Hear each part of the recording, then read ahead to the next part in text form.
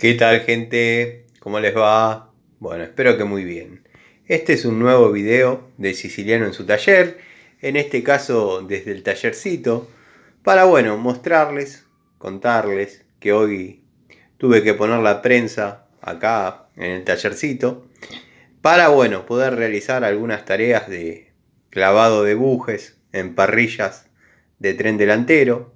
Obviamente, como es funcional, había un agujerito ahí en el banquito, lo abuloné ahí,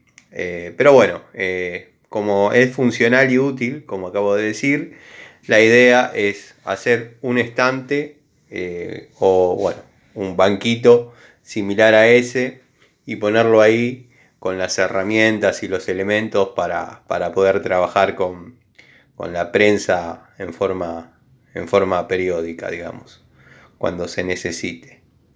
Así que la verdad que el tallercito que era, como conté siempre, el proyecto de un chico, que mi padre Antonio me cedió para que arregle mi bicicleta, hoy está prácticamente cumpliendo la función de un taller, de como si fuese mi taller. Si bien es mi taller, pero obviamente es chiquitito. Así que nada, quería contarles eso, contento con el logro. La verdad que ha dado resultado. Después obviamente lo voy a mover de ahí, la voy a colocar acá para poder recuperar el banquito y obviamente el tablero, ¿no? Pero cumplió la función.